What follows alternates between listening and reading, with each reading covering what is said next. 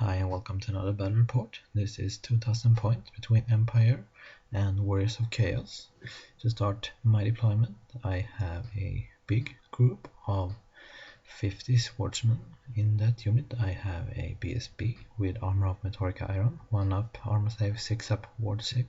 Then I have a witch hunter with the always strikes first, blade, light armor and double pistols. Then I have my general. They only have the enchanted shield and warrior bane. To that swordman unit I have 2 units of detachment, one with 6 handgunner, the other with 8 handgunners. And with the 8 handgunner unit I have my level 4 with a dispel skull, ruby ring and a lot of metal. Then I have a great cannon, 5 pistoliers and 40 flagellants with a prophet of doom. On my other flank I have 5 more pistoliers and a great cannon. For my opponent's deployment he have 25 marauders with standard and musician, shield, light armor and hand weapon. Then he have 5 hounds with vanguard and poison. Then he have chaos knights with mark of venerable, end scroll weapon and banner and musician. Then I have 15 warriors of Slaanesh with hand weapon, shield, banner and musician. And you also have a giant, and his marauder actually have mark of Slaanesh too. Then he have a big unit of warrior with hand weapon and shield, and he have his BSB in that unit and a level 2 with spell familiar. And then he have 5 chaos knights, mark of Nurgle with banner and musician. And then he have 5 warhands, vanguard and poisonous attack. For my spell I have plague of rust, searing doom, a golden hound and glittering robe. And for him we have a level 2 sorcerer of Slaanesh lore. First he have the signature spell, a hex spell that make you random movement d6 and always strike last. Then you have a character snipe which make your character take a leadership test with 3d6, discard the lowest, and if it fails it suffer a wound, no armor save, no ward save. And then you have the 6 in that lore, everything within 12 inches loses 2d6 wounds on a 4+, then got random movement d6, always strikes last if they suffers a wound. He wins the roll for vanguard and pushes up his hound over there. I backpedal my pistoliers out of this blood forest to get a full view of his hound if he decides to move towards my cannon, so he can't escape a shot from my pistoliers. On the other flank he vanguarded up his hounds, and I backpedaled my pistoliers a bit so he can't escape them. I have much less drops than him, so I got the first turn. I started by moving up my pistoliers in front of his hounds to make sure they can't get around to charge my cannon. On the other flank I pushed up my 6-man unit of detachment. I pushed up my swordman. My wizard joined the swordman unit. My 8 handgun unit stay still to shoot at his hound, and I move up my pistoliers to shoot at his hound. My magic is everything you can possibly ask for. I threw 6 dice at the big version of Searing Doom. I roll a 6 and 5 5s, so it's like 35 or something like that. And you don't have a dispel scroll, and he tried to spell it but fails. So I wipe out a whole unit of chaos knights in the magic phase. In the shooting phase, the combined strength of my pistoliers and handgunners kills the dogs. The other pistolier units managed to kill all of the dogs on this flank.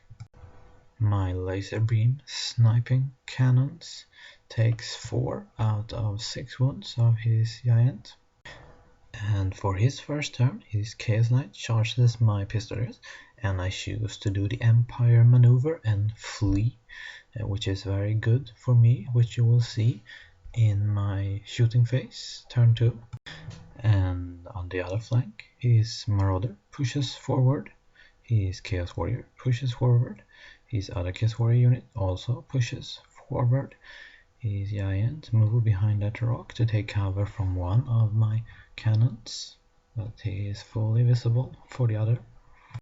For my turn, number 2, my pistoliers keep on doing what empires do best, they flee. I move my pistoliers around that stone to firing at his warriors. Remember when he moved his knights after they failed the shot on the pistoliers? They created a perfect line for my cannon to shoot in their flank and kill all 5 of them. The other cannon shoots down the giant, and the giant don't fall on anything.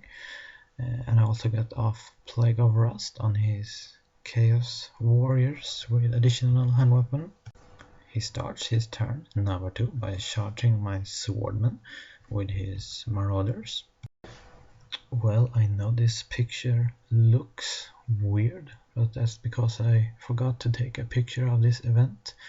His Chaos Warriors with additional hand weapon charge my Pistoliers. I elected to do the Empire maneuver and I run over that stone, and his Chaos Warriors fails the charge, so they just stumble forward 2 inches, and I lose one of my Pistoliers to dangerous terrain test.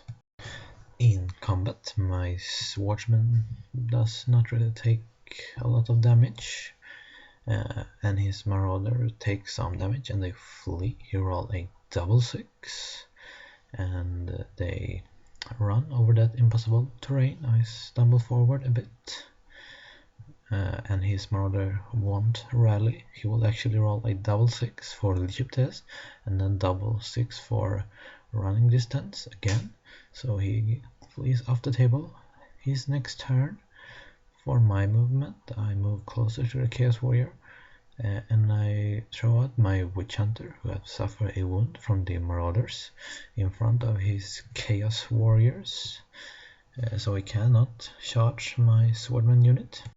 My Pistoliers rallies from fleeing from the Chaos Warrior, and since they are fast cavalry, they can move as usual if they rally on a fleeing after a charge reaction, so they move to block his Chaos Warriors from charging my Flagellants.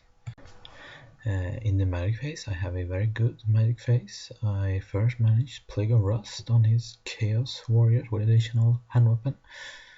Then I got 5 up Scaly Skin, Glittering Rope on my Witch Hunter. So for his turn, his Chaos Warrior charged my Witch Hunter. I elected to stay, and his other Chaos Warrior actually backs up, not charging my Pistoliers.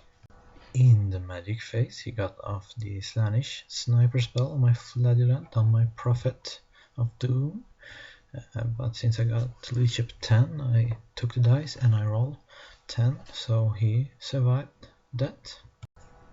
I actually hope I would survive this. I thought he had a champion, so I could challenge the champion, and then when I break I would flee over that cliff, and if he pursued me I would get a nice flank.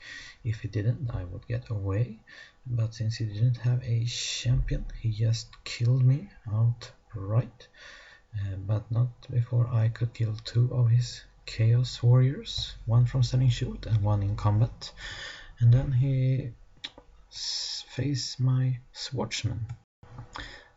And my Pistoliers bravely run off the boards and run all the way home.